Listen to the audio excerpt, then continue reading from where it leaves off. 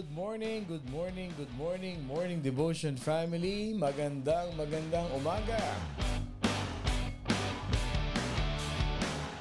Magandang umaga sa ating lahat. Good morning everyone. Good morning church family. Good morning MDF family. How is everyone and how is everybody? I hope and pray na lahat po tayo ay nakapagpahinga ng maayos at nakatulog na mahimbing kagabi, because today is another day that the Lord has made. We will rejoice and be glad in it. Good morning to all our friends, family in the Philippines. Magandang gabi sa atin niya sa Pilipinas. Magandang gabi sa atin mga kapatid na OFW sa Middle East, sa Hong Kong at sa iba't ibang parte ng mundo. Yung mga kapatid natin dyan sa Europe.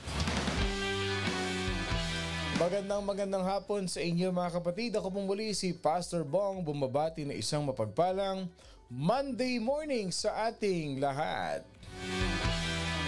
Truly indeed, we are blessed by God. As we move on sa ating morning devotion, I'd like to acknowledge yung ating early bird for today. Congratulations kay Sister Lovely Buenaflor. Okay, si Lovely po ang aking ex-girlfriend na ngayon po ay akin ang asawa. Congratulations, my dear, darling, at ikaw ang ating early bird for today. Ayan, talagang nagising ng maaga, no? Okay, at ang ating second runner-up ay si Sister Minda Rosales. Ayan. Congratulations kapatid, si Sister Lovely. Okay darling, katanggapin mo yung early bird prize na galing kay Lord mamaya 10:51. Ayan. At ang ating third runner-up ay si Kuya Sunny Clarin. All the way from Florida. Ang ating third runner-up si Kuya Sunny. Ang ating poging Kuya Sunny. Okay. At ang sabi ng ating second runner-up kanina na si Sister Minda Rosales, trust in the Lord with all your heart and lean not on your own understanding. In all your ways submit to Him and He will make your path straight. Blessed morning to everyone. God is good all the time. We are blessed by God. Okay, mamaya na natin babanggitin yung ating magic word. Okay, at baka mapasayaw na naman tayong lahat. Okay, I'd like to remind each and every one of you mga kapatid, this coming Sunday, next Sunday po, May 26, we're gonna be having a joint worship celebration. Yay! Together with our West Covina and Carson family, as we're gonna be having our grand opening. Yay! ng ating church sa Carson mga kapatid, ano? Grand opening po ng ating simbahan, ng ating church, ng ating new home church sa Carson. At ang address po natin ay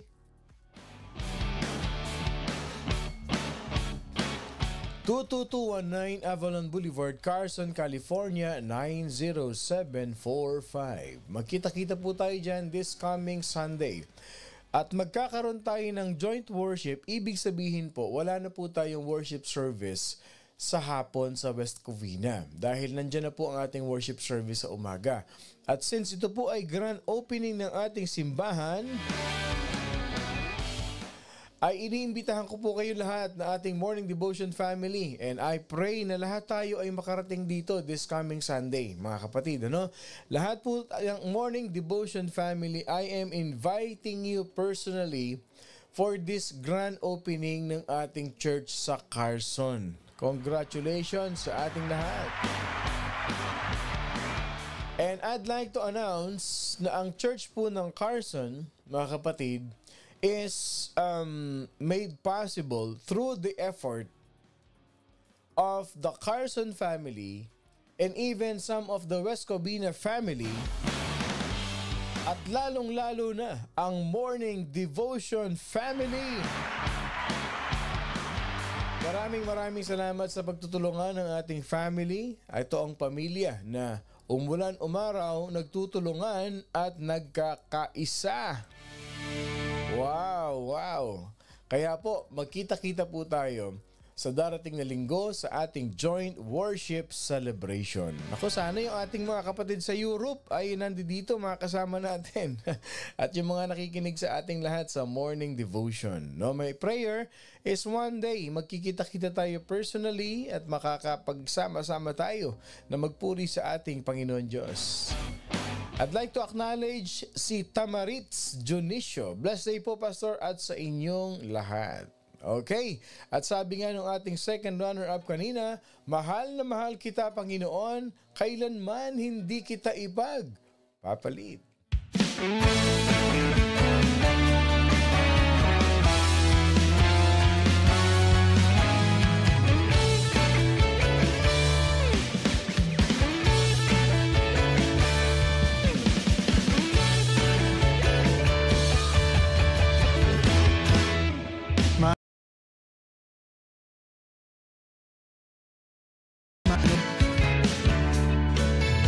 Mahal na mahal kita, Panginoon. Kailan may di kita ipagpapalit, pagkat sa piling mo'y langit. Mahal na mahal kita, Panginoon. Mahal na mahal, mahal na mahal kita, Panginoon. Mahal na mahal.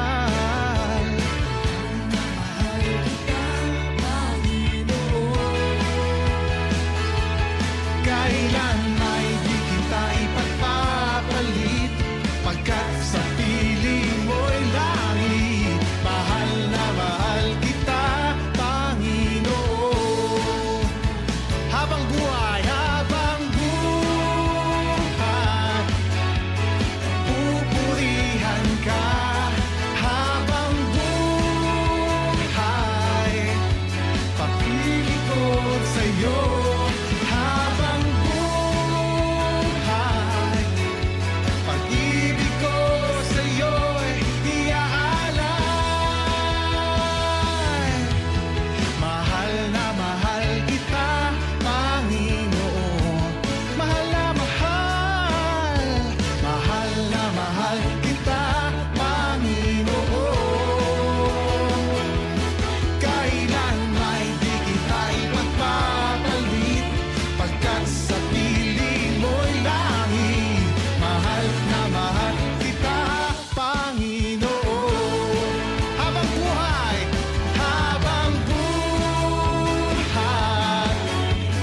pupurihan ka. Habang buhay, maglilingkod sa'yo. Habang buhay, pag-ibig ko sa'yo'y iaalay. Habang buhay, pupurihan ka. Habang buhay, pag-ibig ko sa'yo. Habang buhay, pag-ibig ko sa'yo'y iaalay. Mahal na mahal, mahal na mahal kita, Panginoon. Mahal na mahal, mahal na mahal kita, Panginoon. Kailan may di kita ipagpapalit, pagkat sa piling mo'y langit.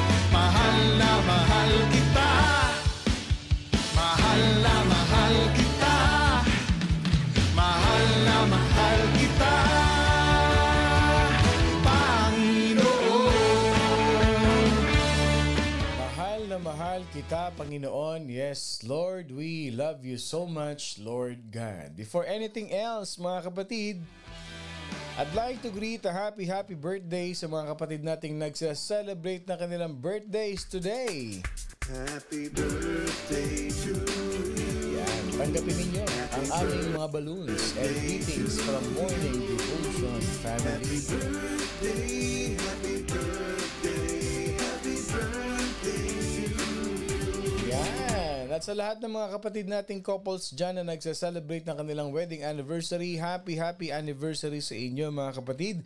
Many more years of birthday and many more years of your relationship na ma-enjoy ninyo.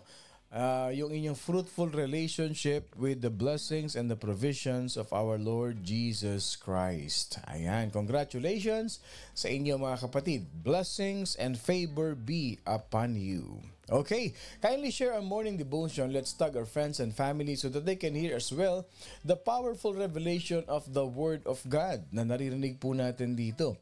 Like what we have said mga kapatid, natapos natin yung 66 books of the Bible. However, kung mapapansin po ninyo, if you will notice, every book na binasa natin, meron tayong binabanggit na life principle that we can learn in every book of the Bible.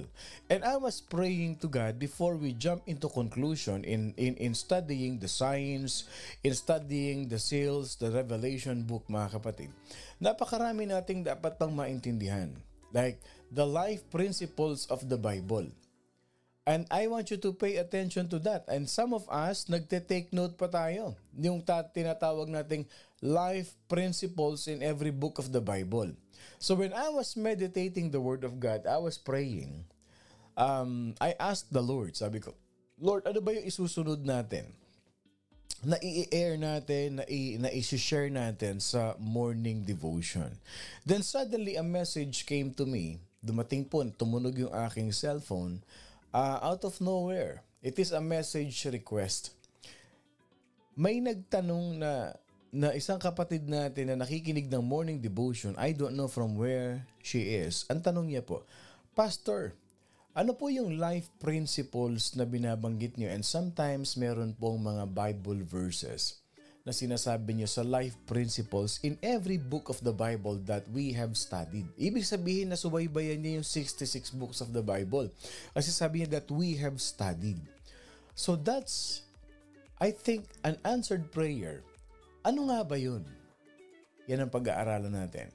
We're gonna start a series. This is not a long series. Probably like a 5 days or 8 days, but it will not consume 2 weeks for that. Gusto kong i-digest natin, gusto kong i-dissect natin, gusto kong himayin natin.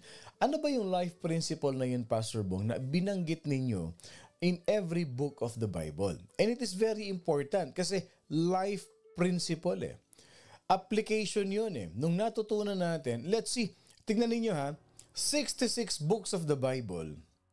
But there are certain life principles that will really enhance and that will really encourage us and inspire us na ibig sabihin, 8 or 7 lang yan na life principle na nasa loob ng Bible. O di ibig sabihin, mas madali pa nating maia-apply sa buhay natin yung principle ng Bible in a very practical but biblical and at the context mismo. Nasa context ng Bible yung life principle na yon. Yun ang pag-aaralan natin. Kaya stay tuned, share our morning devotion, tag our friends as we come to worship the Lord our God in our life right now. Habang nagwo-worship po tayo, if you have any prayer request, kung meron po kayong gustong i-request na panalangin, just type in the comment section and we're gonna pray for it as one family sa morning devotion dito sa ating MDF at ipapanalangin natin yan in one heart, one mind, one spirit, one soul, and one accord. Let us all come to worship our living God.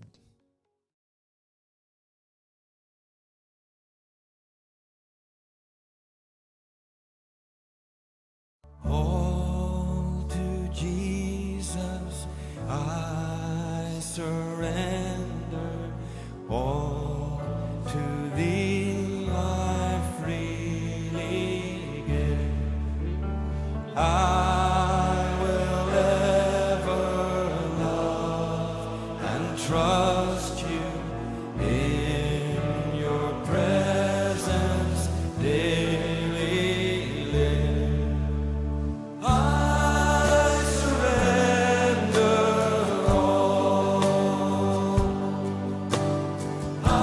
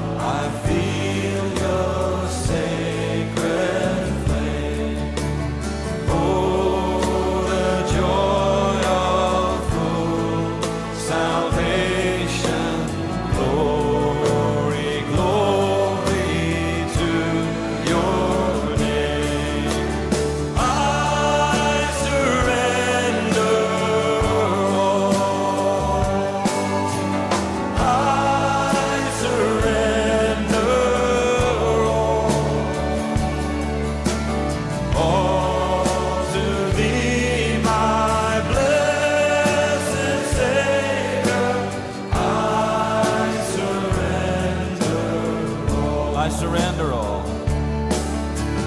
I surrender all. I surrender all to Thee, my blessed Savior.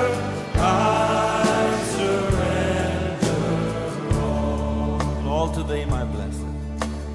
All to Thee, my blessed Savior, I surrender All to Jesus I surrender. Or I surrender all to Jesus. A blessed morning to all of us. Let that be our declaration for today. Let that phrase be our declaration for today. Lord, I surrender all. Kindly type in the comment section, Lord, I surrender all. Or you can type, I surrender all to Jesus. Type po natin sa comment section. That as we declare our surrendering to Jesus Christ this morning, we entrust Him everything. Wala tayong ititira sa buhay natin. Isuko natin lahat kay Jesus this morning. Let's surrender everything to God. Kindly type in the comment section, I surrender all to Jesus. Or, Jesus, I surrender all to you. Or you can type, Lord, I surrender all. Alam niyo ang gusto ng Panginoon. Yung wala na tayong natitira kahit na 0.1% pa lang ng lakas natin. Ang gusto ni Lord, 101% ibibigay natin sa Kanya. Ang gusto ni Lord, yung dependency natin sa Kanya. Yung full weight natin. Yung buong weight natin, isandal natin sa Kanya. Wag ka nang gumamit ng lakas mo. Huwag ka nang gumamit ng alam mo, ng wisdom mo. Lahat ibigay mo kay Lord. We know that we're gonna face a challenging day today. And you and I know that we're gonna face a very challenging week. Believe me, kapatid. Believe me. We're gonna face a challenging days in our life. Starting today. Maybe some of us, mga kapatid, maybe some of us, I believe in my heart that some of us is already facing a challenge in our life right now. Naniniwala po ako na marami na sa atin ngayon, pagising pa lang ng umaga, may kinakaharap na tayong challenge ng buhay natin. Hindi natin alam, hindi natin naiintindihan, but somehow, at some point in our life, we are already facing a challenge in our life. Hindi natin alam kung ano yun. Haharapin natin yan at humaharap na tayo ngayon. Type in the comment section, I surrender all to Jesus. Salamat yung mga nag-type. Si Shirley, Jesus, I surrender all to you. Si Kuya Ray Gabriel, I surrender all to Jesus. Sister Elma, si Kuya Sunny, si Nanay Nida, I surrender all. Si Ate Helen, si Monesa, si Maria, I surrender all to Jesus. Si Mami Cora, I surrender all. Before we pray, isurrender mo muna lahat, kapatid. Isurrender mo muna. And as we bow down our heads, we submit to the authority and to the power of the Lord Jesus Christ because we surrender everything to Him. Heavenly Father, Creator of the heavens and the earth, Lord, you are so good in our life. Your glory shines in our life, in our family. And we surrender all to you today. Whatever it is, Lord God, there might be some of us here facing frustrations, discouragement, and even trials in life. Lord, this morning, as we start the day right, we are surrendering all to you. Wala kaming ititira, Panginoon. Ibibigay namin, itataas po namin sa inyo ang lahat ng aming lakas. Ang lahat ng meron kami, Lord, itinataas namin sa iyo. You have all the authority over our life, over our family. Lord, take charge. We know that you are in control. And we know that you want what is best for us. It is no longer we that we live in ourselves, but it is you, Jesus Christ. Ano man ang aming prayer request, Panginoon, kay Bernardino Mendoza, kay Kim Cabral Bernardes, kay Sister Minda and her family, at kay Maria Bernadette Valdez, Panginoon Diyos. Lahat ng mga taong binanggit namin at lahat ng Morning Devotion family, surrendering all to you, Father God Jesus. Lahat itinataas namin sa iyo. Lahat ng aming mga pamilya. Ganon din kay Sister Gina Marie Conejero, Panginoon Diyos. We surrender everything to you. And we claim, Father God, that whatever is the desire of our heart, whatever it is that we have been praying for, whatever it is that we are praying right now, last night and even the past few days, past few weeks, Lord, we will never give up in praying. And our faith is anchored in you, Jesus Christ, because you are the author and the finisher of our faith. And you make things possible, Lord God, in your perfect time. Lord, ngayon pa lang, Panginoon, kiniklaim na namin blessings and provision and healing and guidance and wisdom be upon each and every Morning Devotion family who are listening right now. In the name of Jesus, we receive. In the name of Jesus, we receive the anointing, the power, and the favor that comes from you. Binibless mo na, Panginoon, ang Morning Devotion family. Ang lahat ng nakikinig ngayon, Panginoon Diyos, pinagpapala mo. Binibless mo ang kanilang mga kamay. Lahat ng gagawin nila, pagpapalain mo. They will have a mindset of Jesus Christ. They will have a heart, a servant heart, Panginoon. And we will become more obedient into your word. Salamat, Panginoon, sa panibagong series na susundan namin, ang life principles of the Bible. Be with us in every step of the way. Teach us, humble us, as we serve you more, Panginoon. Thank you for each and every one. We give you back all the glory, the honor, and the highest praise as we lift everything up to you in the name of the Father, the Son, and of the Holy Spirit. In Jesus' mighty name, this is our prayer. And all God people say, Amen and Amen and Amen. Magandang umaga po sa inyong lahat. Ako pong muli si Pastor Bong, bumabati na isang mapagpalang Monday morning sa ating lahat. Ang ating pag-uusapan na life principle for today is our intimacy with God. His highest priority for our lives determines the impact of our lives. Our intimacy with God, His highest priority for our lives, determines the impact of our lives. Yung pong ating intimacy kay Lord. How close we are with the Lord. Gaano tayo kalapit? Gaano tayo kalalim? At yung pagpapahalaga sa atin ng Panginoon Diyos, His highest priority for our lives. Naniniwala ka ba na importante ka sa Panginoon Diyos? Do you believe in me that every one of you who are listening right now, kung sinasabi ng mga tao sa paligid mo na wala kang kwenta, I'm telling you this, you are so valuable and so important to God. And how much God values you, how much you are so intimate with the Lord, it will determine the impact of your life. Mas malapit ka kay Lord, I'll tell you this, mas mataas ang value ng buhay mo. Regardless kung meron kang mga physical, mga material possession, pero pag malayo ka kay Lord, I'm telling you this, mababa ang value ng buhay mo. Yes, that's true. Our intimacy with God, His highest priority for our lives, mga kapatid, determines the impact of our lives. Alam niyo, ito yung minsan challenging ito sa mga pastor. Madaling magsalita ng motivation.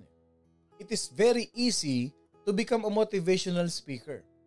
Tignan mo lang ang paligid mo. Just look at the situation, mag-interview ka lang, mag-survey ka lang ng mga tao about their thoughts, about their perspectives, and just follow the highest survey. Tignan mo lang yung mas maraming survey o yung mga opinion ng mga tao, and then gawin mo na yung message na yun that will really motivate people. Tandaan niyo yung mga sales agent, yung mga sales motivational speakers.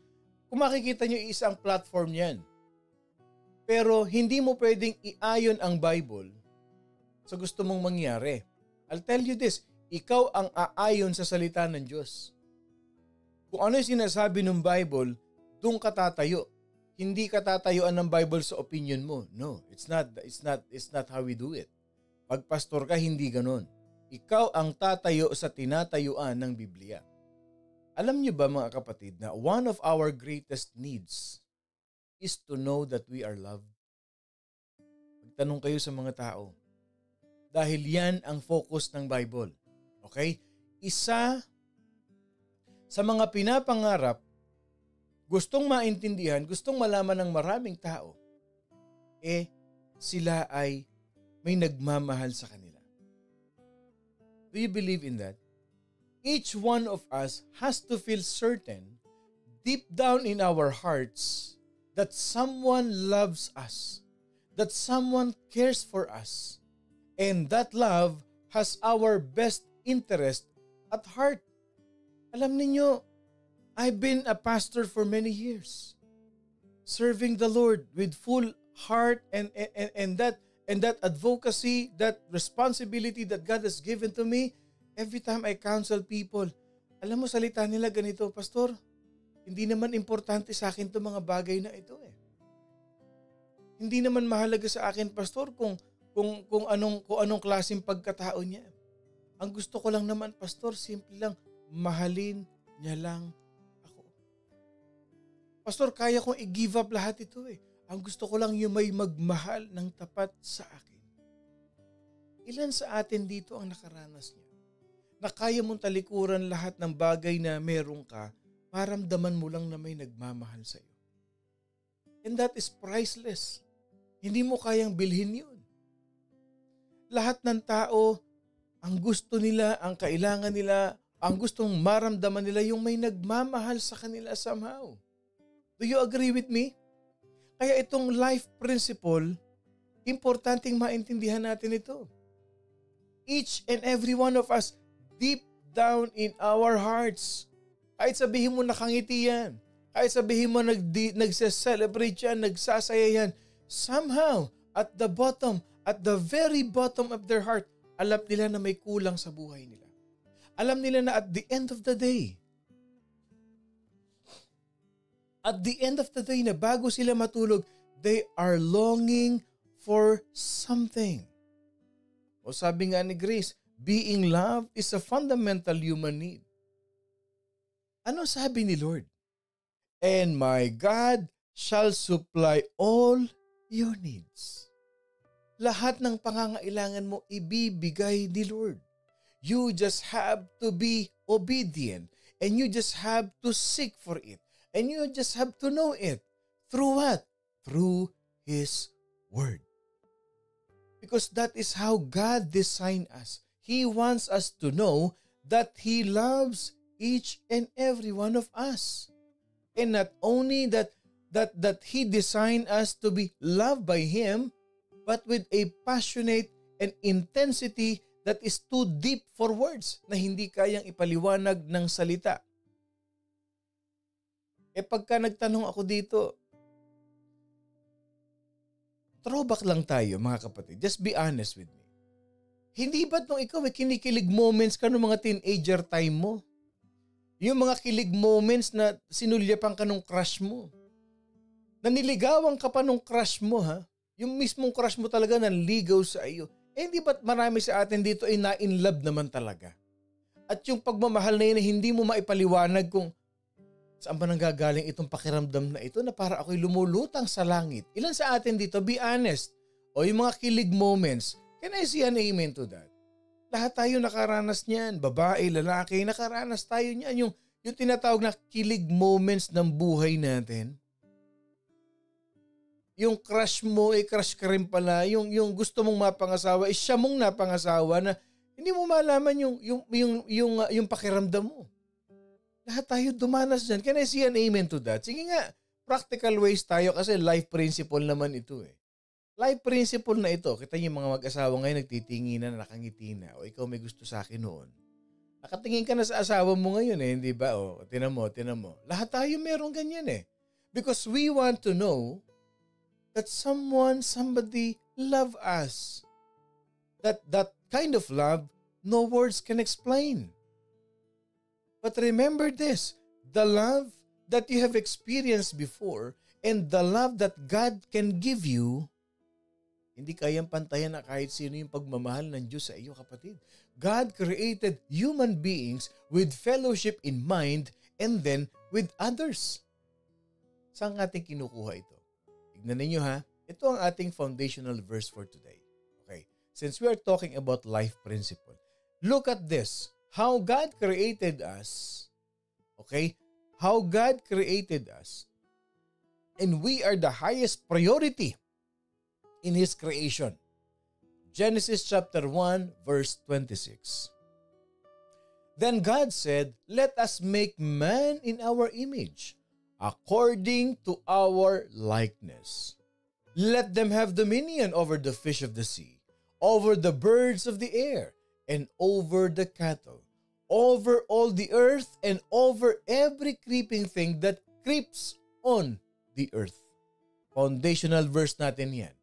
Because you and I, we as man and woman created by God, we have given, mga kapatid, the opportunity because we are created in the image of God. And we have been given the right, yung dominion to rule every creation na ginawa ng ating Panginoon Diyos. Ganyan kakaimportante sa Panginoon Diyos. Kaya huwag ka na magdrama. Huwag ka na magdramang bukid, mga kapatid. But the thing is this. Yes, God created us as human beings, but when He created us, He wanted us to have fellowship with Him. And then we have fellowship with others. Pero ito lang ang catch diyan. We cannot fully love one another. And I believe you will agree with me. We cannot fully love one another until we have experienced the love of God. Amen. Can I see an amen to that? Hindi mo magagawang magmahal ng kapwa mo. Even forgiveness. Hindi mo magagawang magpatawad ng kapwa mo hanggat hindi mo na-experience yung pagmamahal ng Panginoon Diyos sa buhay mo.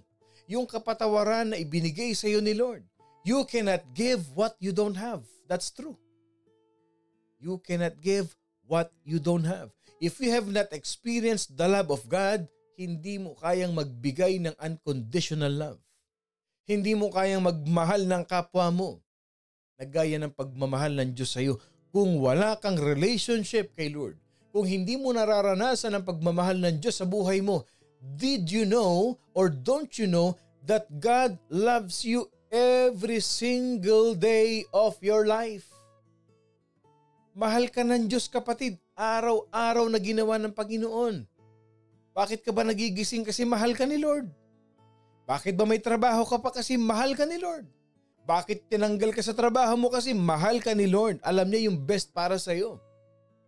Bakit ba yung hinihintay mo wala pa? Kasi mahal ka niya. Kasi mas magandang plano ang Panginoon Diyos sa iyo. Bakit ka ba nahiwalay sa dati mong relationship? Kasi mahal ka niya. He does not want you to suffer. God has a plan for your life. Although sometimes it's painful, sometimes it's stressing, but God loves you. God loves you. So we will never give up on loving people. Maging mapagmahal tayo. Lalong-lalo na sa mga humihingi ng kapatawaran sa atin. Magpatawad. Magpatawad. Kaya ang Bible, napakaraming context, napakaraming chapter ng Bible. And every chapter has a specific context, mga kapatid. And one of that is life principle. We experience His love when we willingly surrender to His call. Ano yung tawag sa atin ng Panginoon Diyos? So that He will be our Savior, our Lord, and our friend. Tinatawag ka ni Jesus, kapatid. You have to respond to that call. You have to submit willingly and surrender. Kaya nga yung kanta natin kanina, all to Jesus I surrender. When God is calling you, He wants to have an intimate relationship with you. Why? Because you are on top of His priority. Now, bibigyan ko lang kayo ng 3 points ngayong umaga. Okay? There are at least 3 reasons that God seeks our surrender. Bakit kailangan nating isuko sa Panginoon Diyos ang all in all ng buhay natin? Bakit kailangan? May 3 points. Number 1, ready nyo na. Si Pastor Bong talaga mahilig sa ganyan. Sa number 1, number 2, number 3. Yan ang ating mga takeaway sa umaga. Okay? So number 1, Pastor, bakit kailangan isurrender ko yung buhay ko kay Jesus? Bakit kailangan isuko ko ang lahat-lahat sa Kanya? Again, you have to have intimate relationship with God. Not only relationship, but intimate. Pag sinabing intimate, nakadikit, hindi pwedeng paghiwalayin. That is the intimate relationship that God wants us to have with Him. Ready na? Number 1.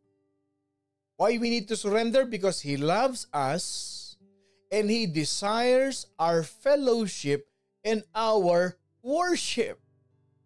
Yan ang number 1. Alam nyo kung bakit kailangan nating isuko ang lahat sa Panginoon. Hindi ba't napakasarap mag-worship? Napakasarap pag ang kasama mo sa buhay mo. Sabi nga sa pagkakaibigan, ang pagsasabi ng tapat ay pagsasama ng maluwat. O sino yung may mga best friend dyan? Di ba confident ka? Ay, kaibigan ko yan. Alam mo, kami magkaibigan, wala kami itinatago sa bawat isa. Tandaan natin, ang relationship natin kay Jesus Christ is a marriage. We are His bride and He is our groom. Sa mag-asawa, gusto ba ninyo may nagtataguan kayo sa isa't isa? Yung meron kayong secret? Maganda ba sa relasyon ng mag-asawa yung may secret? Sino yung ka-text mo? Secret. Sino yung kausap mo dyan? Secret. Akin lang to. Di pwedeng malaman. Di ba nakakasama ng loob yung gano'n? Mag-asawa na kayo, nagtataguan pa kayo. Yung bang, di mo pwedeng malaman, privacy, kanya-kanya tayo. It hurts. We should be intimate. Ang pagsasama ng mag-asawa, you are one already. No, kaya alam mo yung pattern ng mundo, nakakalungkot lang talaga. Nakakalungkot. But somehow, yun ang sinasakyan ng kaaway. Yung mga ganun eh. Diba sabi ko sa iyo, kailangan dapat may kanya-kanya tayo. Mag-asawa dapat hindi ganun eh. Alam nyo, you are one. No, and two become one. Pinagsama na kayo ng Panginoon, iisa na kayo ang mag-asawa. Yung sama ng loob na isa, nararamdaman na din. Yung pinagdadaanan ng isa, nararamdaman na rin. Gusto mo ba yung, bakit ka umiiyak dyan? Kasi sama ng loob ko eh. Huwag mo nang isabihin sa akin yan. Ha? Baka ako maapektuhan din. Sarilinin mo na lang. May ganun ba tayo sa mag-asawa? No. Hindi ba sa mag-asawa, ano yun? Share mo sa akin. Pag-usapan natin and then pagtulungan natin. Hindi ba't ang sarap ng ganoon? Same thing with our relationship with God. We have to be intimate with the Lord. The way we worship God, yung, Lord, eto lahat oh. Bukas ang puso ko lahat, Lord. I am worshiping you and I am declaring everything to you, Lord God. You know, as long as we hold something back from God, we cannot know Him completely and we cannot fully experience His love. But when we surrender to Him, we get all of Him. Wow. Kindly type in the comment section, amen to that. Wala ka itatago kay Lord. Actually, hindi mo naman kailangan magtago kay Lord. from the very moment na nilabas ka, nasa sinapupunan ka, nakikita ka na, alam ni Lord ang sinasabi mo, alam ni Lord ang ginagawa mo. All you have to do is to confess to Him, be honest to Him. Hindi ka pwede magtago kay Lord. Hindi po pwede. Ang gusto lang ni Lord ganito. Minsan tayo ganyan din, di ba? Sometimes alam na natin yung ginawang kapalpakan ng anak natin. Hindi lang tayo kumikibo. Bakit ka mo? Anak, iniintay ko lang naman magsabi ka ng totoo eh. Pero alam ko naman na nangyayari sa'yo.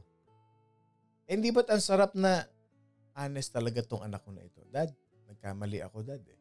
Bumagsak po talaga ako eh. It's easy to accept. And then the support from a parent will, huwag ka mag-alala anak, kaya mo yan. Bawi ka na lang sa susunod. Pero yung itago mo, magsinungaling ka pa, you cannot lie to God. Even our relationship, in our marriage, be honest. Life principle na yan. Why we need to submit, to surrender to God? Number one, because He loves us and God desires our fellowship and our worship. Number two, ito na tayo. Okay? Number two, why we need to surrender everything to God. Because He wants us to serve Him for us to be effective and fruitful. He wants us to serve Him to be effective and fruitful. Mas makakapag-serve ka kasi pag wala kang tinatago sa puso mo. Mas makakapag-serve ka sa Panginoon kung bold na ka-open ang puso mo, yung wala kang tinatago. Hindi ba ganun din?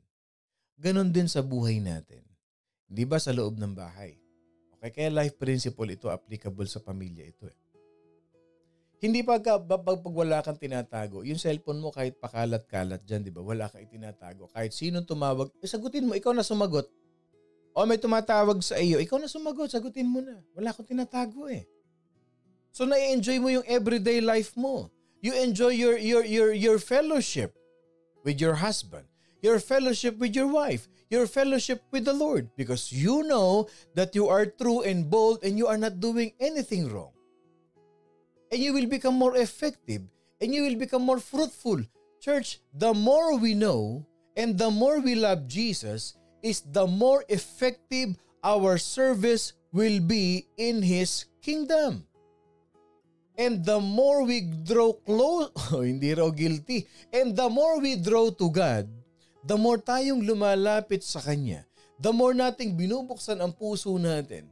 Lord, alam mo naman ang pangangailangan ko, Lord, hindi ba? Lord, alam mo naman yung pinagdaanan ko. Lord, lahat sinuko ko na ito sa iyo, Panginoon Diyos.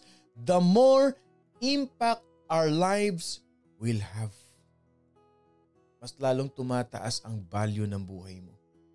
And the more energy, the more energetically we nurture our relationship with the Lord. Yan yung may mga deep relationship kay Lord, yung mga walang tinatago.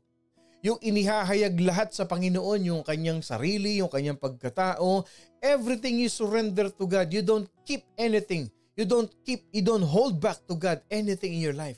Because the greater the positive mark we will have in our life. Just be true. Be honest to God. And in serving the Lord, one of the key that you can serve gladly. O sabi ni Brother Andy, the chief end of man is to glorify God and to enjoy Him forever. That's true. Alam niyo, ang pinakadulo ng buhay natin, maglingkod sa Panginoon. At ang gusto ni Lord, ma-enjoy natin yung paglilingkod natin sa Kanya. That's it. Simple lang naman yun. Paano natin ma-enjoy? O sabi ni Tito Manny, even my email is open to my wife. Lahat ay hayag sa Panginoon. Kaya there's no reason at all for you to hide something from God because you really cannot hide God. God is omnipotent, God is omniscient, God is all-knowing, God is all-powerful. And that's true mga kapatid. Alam nyo, if you're just gonna be completely honest and surrender to God, mas marami kang magagawa sa ministry. That's true. At pangatlo, why do we need to surrender all in all? To surrender everything to God? Number 3, because He waits for the freedom to bless us. Wow! Dami mag-i-amen yan. He waits for the freedom to bless us. Church, as I've said, God is omnipotent. And He will not violate His own principles. He draws us to Himself. Inilalapit tayo ng Panginoon sa Kanyang sarili so that we can experience His love and forgiveness. He asks us for our willingness to surrender so that He can give us the best blessing that He has to offer. And I say amen to that.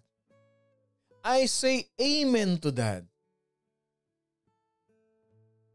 He asks us to surrender willingly. Bigay mo lahat sa Kanya. Minsan tayo mga Pilipino, ma-pride pa tayo eh. Kailangan mo ba ng tulong? Hindi, okay lang ako. May mga ganyan tayo. No? Hindi. Brad, be honest lang. Kapatid, be honest to me. Alam ko, nakikita ko yung sitwasyon mo, nahihirapan ka, baka kailangan mo ng tulong. Hindi, okay lang ako. I'm good. Yung ganun eh, no? Be honest. Minsan ginagamit ni Lord yung mga tao sa paligid mo, tinatanong ka, okay ka lang? Okay lang ako. Kailangan mong pray? Hindi ko kailangan ng prayer. I'm good. Nag-pray na ako. Huwag tayo magtago ng ganun. Gusto ka i-bless ni Lord? Oo nga eh. Buti na itanong mo. Medyo hirap nga ako ngayon. Actually, may kailangan akong bayaran. Kaya lang medyo madidelay yung sahod ko eh.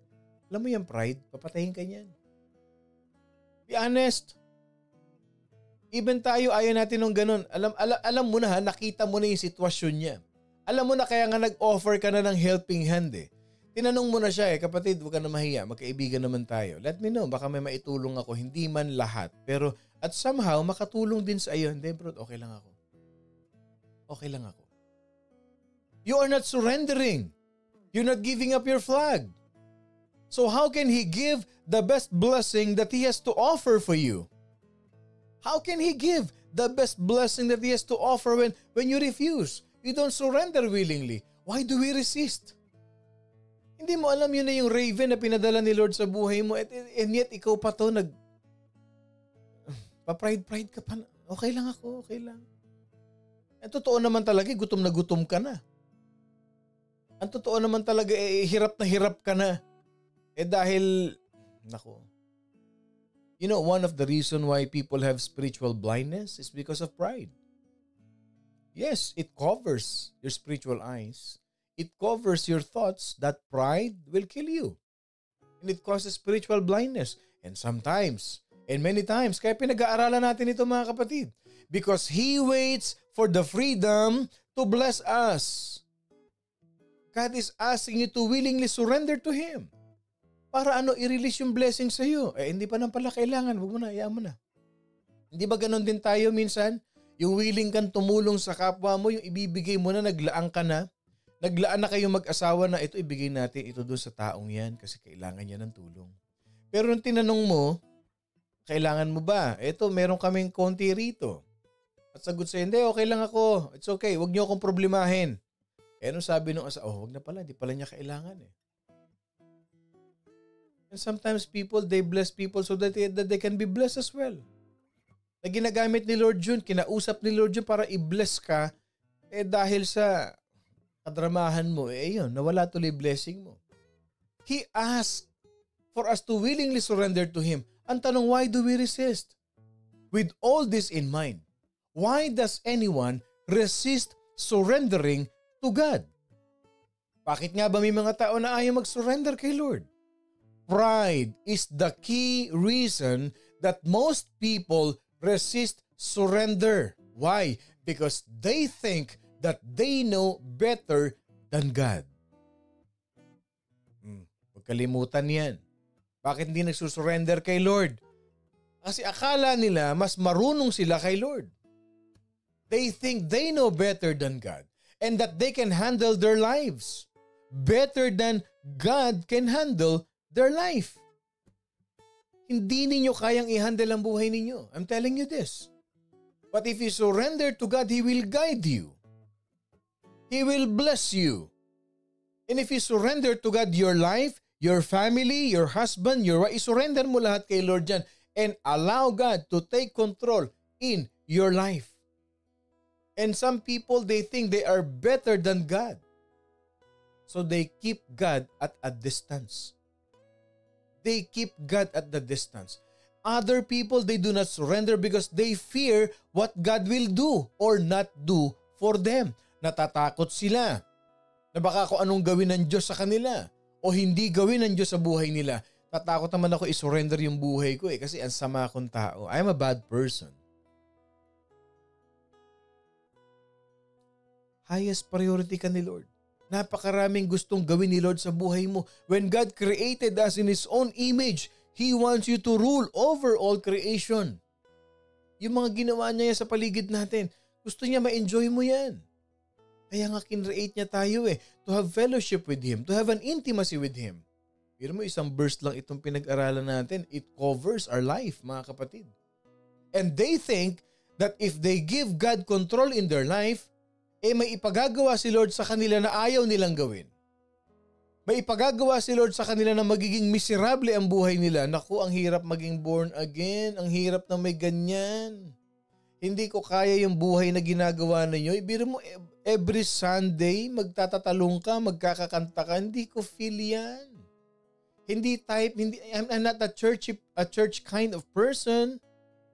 It is a miserable life for me. And still others refuse to surrender to Christ because they believe the lies of Satan. Ano ba ang sinasabi sa kanila ng Satanas? Ano ba sinasabi nila sa kanila ng Diablo? God is judgmental and God will punish them for their mistakes. Mali.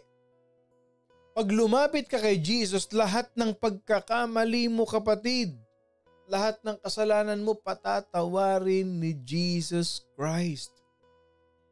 Hindi kanya i-condemn. I did not come to condemn the world but to save people.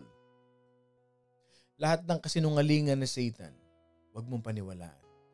Because God always has our best in mind. He will reject bad things when we gladly submit to His will. Romans 8:32. He who did not spare His own Son, but delivered Him up for us all, how shall He not with Him also freely gives us all things? Akala ninyo ang Diyos natin parang pulis dyan sa kanto na pagka nagkamali ka, pipituhan ka, titikitan ka, pupusasan ka, ikukulong ka. Hindi ganun si Lord. Pag nagkamali ka, itutuwid ka niya kasi mahal ka niya. Gagamit siya ng mga tao na magtutuwid sa iyo kasi mahal ka ni Lord. Hindi kanya makasalanan ka. No. Makasalanan ka pero mahal ka niya at itatama ka niya at gusto ka niyang maituwid. Ano pa sabi ni Lord? Jeremiah 29:11. I know the plans that I have for you, declares the Lord. Plans for welfare and not for calamity, to give you a hope and a future. Yan ang plano ni Lord sa iyo. Kapatid, mahal ka ng Diyos. Our intimacy with God, His highest priority in our lives, will determine the impact of our lives.